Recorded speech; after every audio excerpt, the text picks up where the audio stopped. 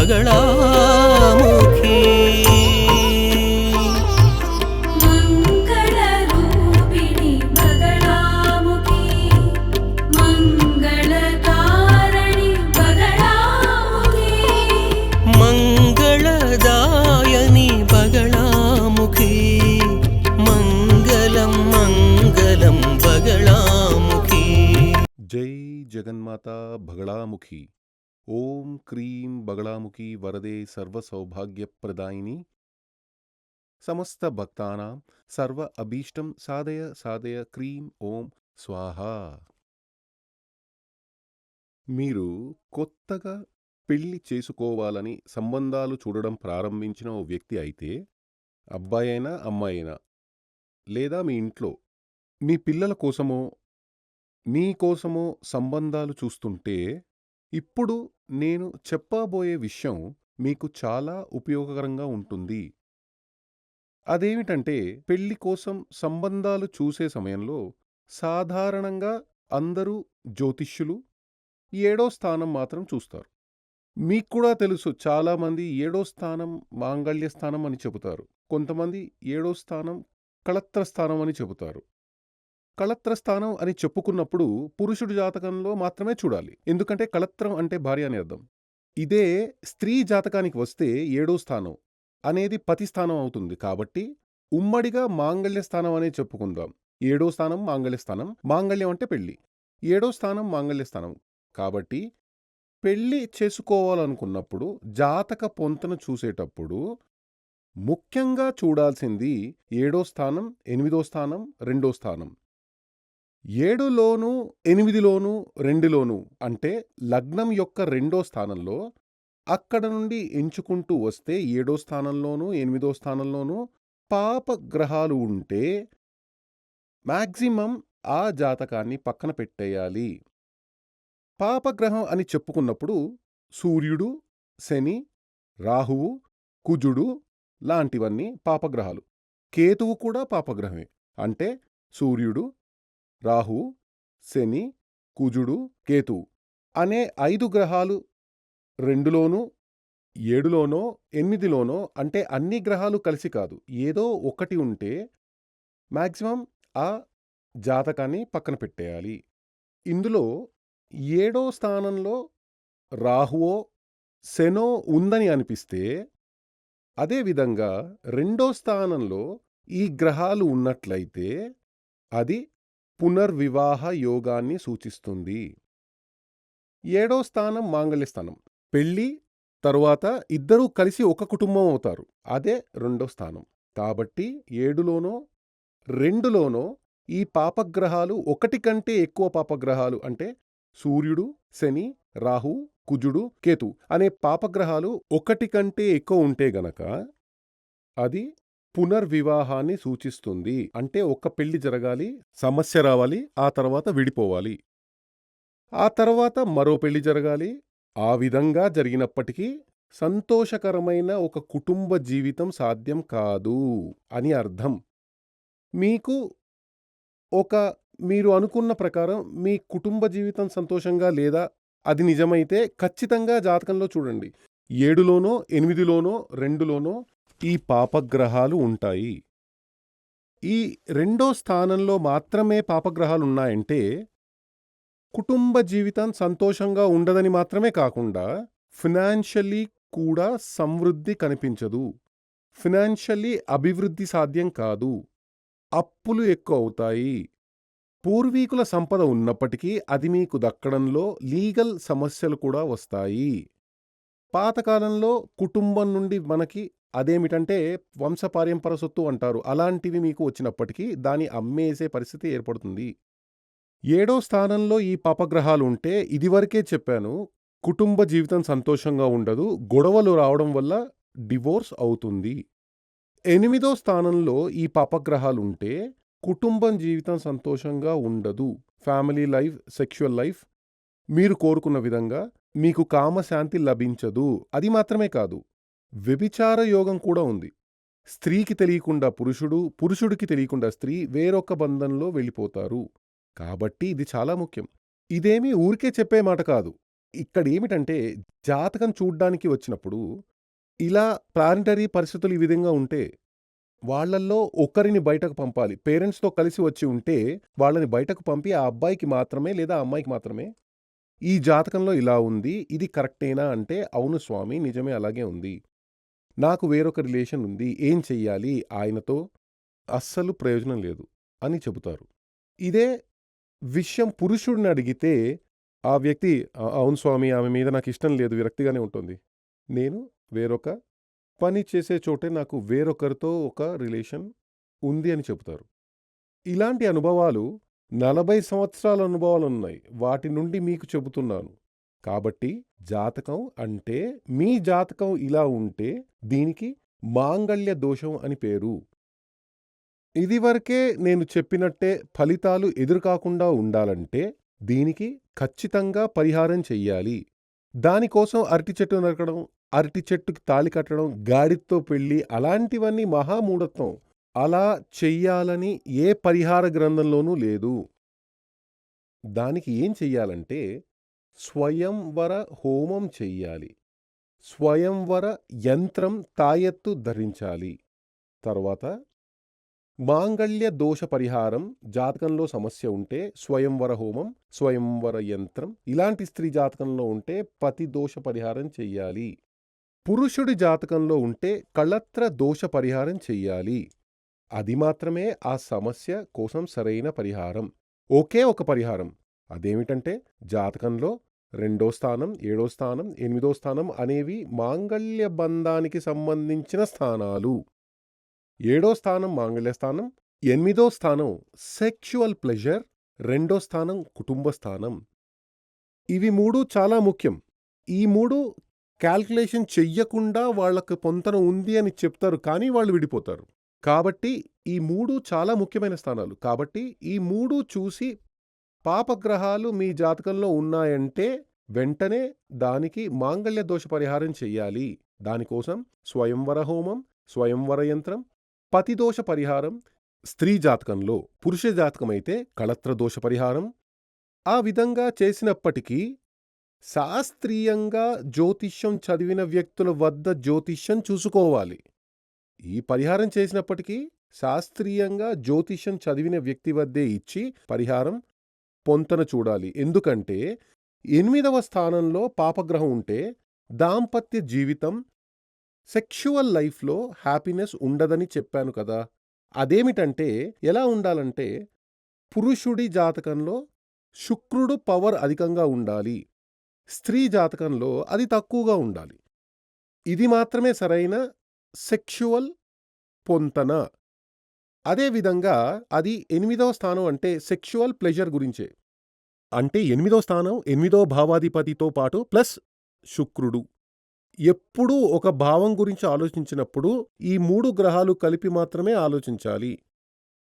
2వ స్థానం గురించి చెప్పినప్పుడు 2వ స్థానం, 2వ స్థానానికి అధిపతి అంటే 2వ స్థానంలో ఉండే గ్రహం, 2వ స్థానానికి అధిపతి ఎక్కడ ఉంటే అక్కడ. తర్వాత 2వ స్థానం అంటే ధనస్థానం, ధనానికి అధిపతిగా ఉండే గురువు. అది ఫినాన్షియల్ సంబంధితంగా ఆలోచించేటప్పుడు, ఫ్యామిలీ గురించి ఆలోచించేటప్పుడు గురువుని కాకుండా అక్కడ శుక్రుడు గురించి ఆలోచించాలి, థింక్ చెయ్యాలి. ఎందుకంటే శుక్రుడే సెక్స్కి అధిపతి. కాబట్టి శుక్రుడికి ఎంచుకుని ఒక వ్యక్తికి యొక్క కామేచ్ఛ ఏ స్థాయిలో ఉందో తెలుస్తుంది. ఎప్పుడూ జాతకం చూసేటప్పుడు స్త్రీ జాతకంలో శుక్రుడు పవర్ తక్కువగా ఉండాలి, పురుషుడు జాతకంలో అది కొంచెం ఎక్కువగా ఉండాలి. అలా ఉన్నప్పుడు మాత్రమే దాంపత్య జీవితం సంతోషకరంగా ఉంటుంది. మీ జాతకం గురించి నా మాటలు వింటున్నది ఒక స్త్రీ అయితే ఆమె దగ్గర నేను అడిగేదేమిటంటే, మీరు మీ దాంపత్యంలో 100% సంతోషంగా ఉన్నారా? మీరు భావించే విధంగా మీకు ఆ ఫీలింగ్స్ అందుతున్నాయా? లేదంటే జాతకం తీసి చూడండి. మీ జాతకంలో ఉన్న దానికంటే మీ పురుషుడి జాతకంలో ఆ శుక్రుడికి పవర్ తక్కువగా ఉంటుంది. ఇది మీరు కోరుకున్న విధంగా మీకు కామశాంతి లభిస్తోందా? తృప్తిగా ఉందా మీ లైఫ్? దాంపత్య జీవితం ఉంది అంటే ఖచ్చితంగా పురుషుడి జాతకంలో శుక్రుడు పవర్ఫుల్గా ఉన్నాడని అర్థం. అంటే జీవితంలో అత్యంత ముఖ్యమైనది దాంపత్య జీవితం, శారీరక సంబంధం అని చెబుతారు. పెళ్లి జరిగిన తరువాత చాలామంది చెప్పేది నేను టీవీలో చూశాను. యూట్యూబ్‌లో గూడా చూశాను. కామం, క్రోధం, మోహం, లోభం ఇవి మనిషికి శత్రువులు. వాటిని అదుపులో పెట్టాలి. ఎంత మూర్ఖంగా చెప్తున్నారో చూడండి. ఆ! ఆ మాట సన్యాసికి సంబంధించింది. సన్యాసి అంటే నువ్వు అవన్నీ అణుచుకో. వాడికి కామం ఉంటే దెబ్బలు తప్పవు. వాడికి క్రోధం ఉండకూడదు. వాడికి లోభం ఉండకూడదు. సన్యాసి ఏం చెప్పారు? రోజూ అవసరమైనవి నువ్వు భిక్ష తీసుకోవాలి. రేపటి కోసం దాచుకుపెట్టుకోకూడదు. ఈరోజు 100 దొరికిందా? నీ వల్ల వీలైనంత తిని మిగిలింది ఇతరులకిచ్చెయి. మరొక సన్యాసికి, ఒక భిక్షగాడికి ఇచ్చెయి. అదే సన్యాసి జీవితం. కానీ నేటి సన్యాసులు అలా ఉన్నారా? కోటీశ్వరులు. నిజమే కదా! నేను సన్యాసిని అని చెప్పుకుంటూ జీవించే వాళ్ళంతా కోట్ల ఆస్తులున్నవాళ్లే. అదేమీ సన్యాసి జీవితం కాదు. వాళ్ళంతా ఆధ్యాత్మిక వ్యాపారులు. వ్యాపారులు తెలుసు కదా! ఉట్టి వ్యాపారులు కాదు. పెద్ద పెద్ద బిజినెస్‌మెన్స్. ఆధ్యాత్మిక కార్పొరేటర్స్. వాళ్ళని అలాగే చెప్పాలి. వాళ్ళు ఏమని చెప్తూ ఉంటారంటే కామం, క్రోధం, లోభం, మోహం అన్నీ వదిలేయమంటారు.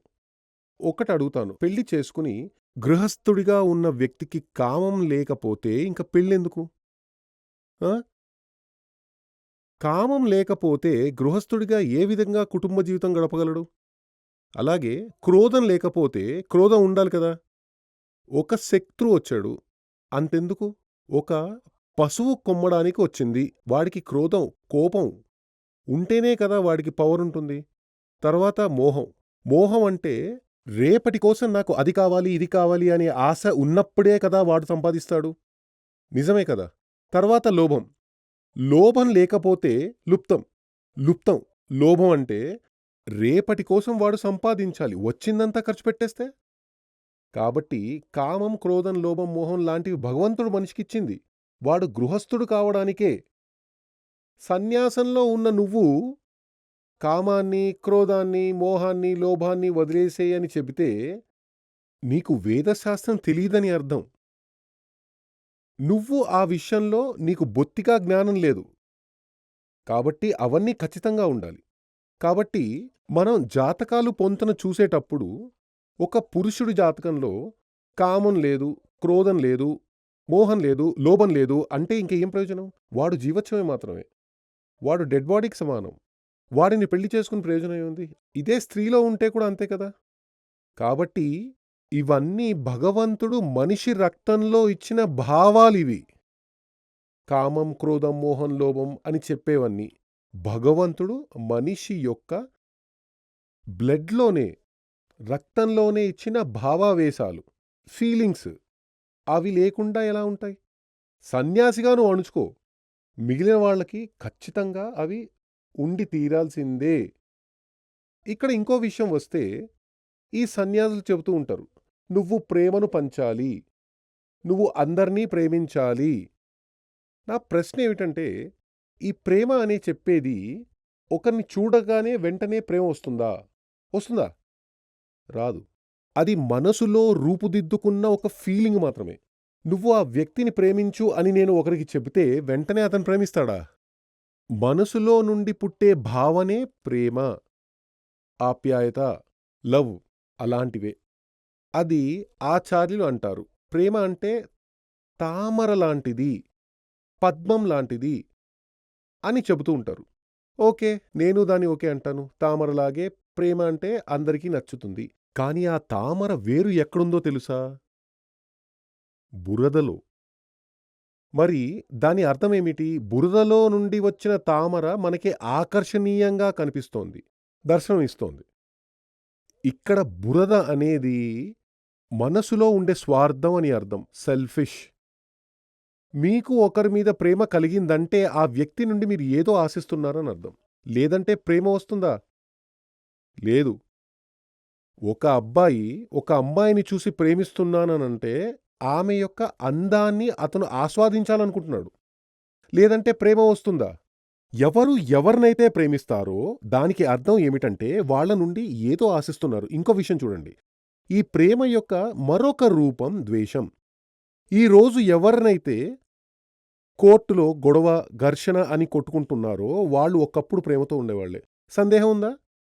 వేలాది డివోర్స్ కేసులు చూడండి, లక్షల సంఖ్యలలో కోర్టులో ఉన్నాయి. వాళ్ళంతా ఒకప్పుడు ఒకే ఇంట్లో కౌగిలించుకుని పడుకున్న వాళ్ళే.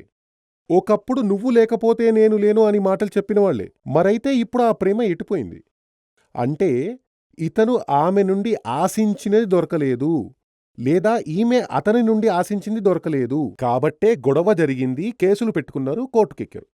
కాబట్టి ప్రేమ అనేది మనసులో ఉండే స్వార్థం నుండి వచ్చిన ఒక భావం మాత్రమే. ఇక్కడ వాళ్ళకి కావాల్సింది ప్రేమ కాదు, కరుణ మాత్రమే కావాలి. ఈ విధంగా అనిపించాలంటే లోపల ఆ భావనుండాలి. కరుణ ఉండాలి, ప్రేమ ఉండాలి, కామం, క్రోధం, మోహం, లోభం లాంటివన్నీ ఉండాలి. ఇవన్నీ ఉన్నప్పుడు లైఫ్ సంతోషంగా ఉంటుంది. అదేంటంటే ఒక కూర చేసేటప్పుడు ఉప్పు, కారం, పులుపు లాంటి అన్నీ ఉండాలి. అప్పుడే అది కొత్తగా మారుతుంది.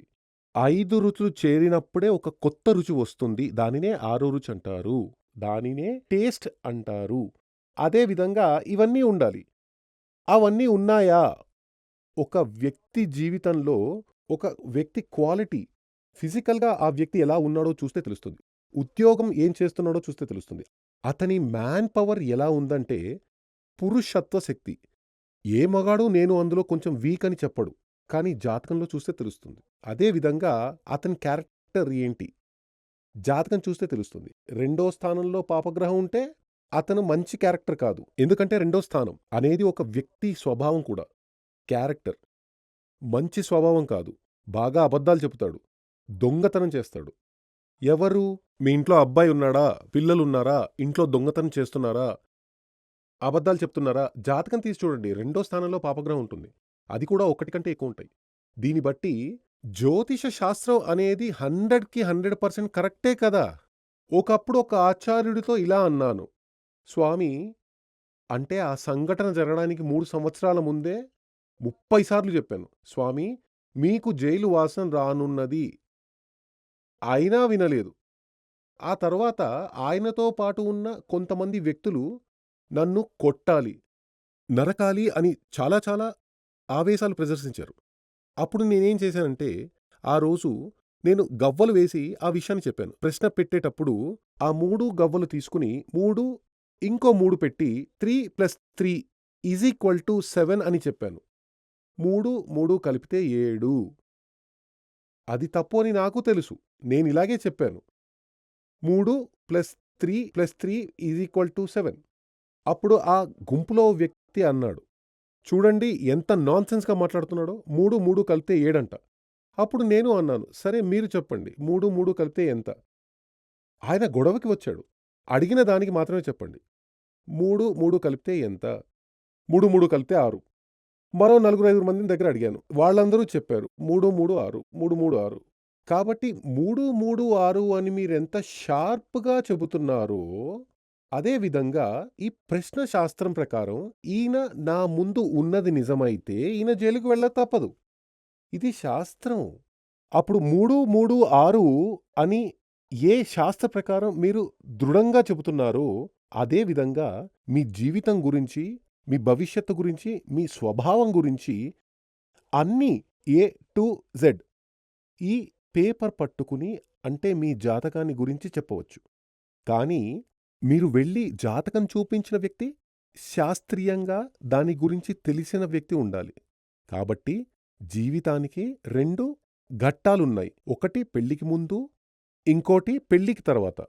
పెళ్ళి అని చెప్పబడినది జీవితంలో ఒక పెద్ద టర్నింగ్ పాయింట్. ఆ టర్నింగ్ పాయింట్ వెళ్ళేది నేరుగా నరకానికి కాకూడదు. అది ఒక జంక్షన్. స్వర్గానికి మాత్రమే వెళ్ళాలి. అంటే జీవించి ఉన్నప్పుడే స్వర్గం అనుభవించాలి. కలిసే జంట ఉత్తమంగా ఉంటే, లైఫ్ పార్ట్నర్ ఉత్తమమైన వ్యక్తిగా ఉంటే జీవితం స్వర్గంగా ఉంటుంది. దానికి ఉన్న ఒకే ఒక మార్గం ఏమిటంటే జాతకంలో 7వ స్థానం, 8వ స్థానం, 2వ స్థానం పాపగ్రహాలు గాని ఉంటే ఖచ్చితంగా మీరు ఒక జ్యోతిష్యుణ్ణి, శాస్త్రం తెలిసిన ఒక జ్యోతిష్యుణ్ణి చూడండి. దాని తర్వాత పెళ్లి గురించి థింక్ చేయండి. జగన్మాత మహాదేవి అనుగ్రహంతో మీకు ఆయురారోగ్య సౌఖ్య సిద్ధి కలగాలని ఆశీర్వాదం చేస్తున్నాను. శ్రీ సూర్యమంగళం అద్వైత వేద విద్యాపీఠంలో తాంత్రిక పూజల్లో సిద్ధహస్తులైన ఎందరో ఆచార్యులు అమావాస్య, పౌర్ణమి రోజుల్లో ప్రత్యేక యాగాలు నిర్వహిస్తారు. ఈ యాగాల్లో పాల్గొనడం ద్వారా తల్లి శ్రీ బగళాముఖీదేవి అనుగ్రహం వల్ల సర్వదోషాలూ పోయి సకల సౌభాగ్యాలు మనకు కలుగుతాయి. శ్రీ సూర్యమంగళం అద్వైత వేద విద్యాపీఠం జ్యోతిష్యం, ప్రశ్నలు, వాస్తు, తాంత్రిక పూజలు మరియు వేద యాగాలు నిర్వహిస్తారు. సంప్రదించవలసిన నంబర్ 7305442299 7305442299. చెన్నై, కోయంబత్తూర్, బెంగళూరు, హైదరాబాద్, విజయవాడ, ఢిల్లీ, ముంబై, తిరునల్వేలి, టెక్సాస్.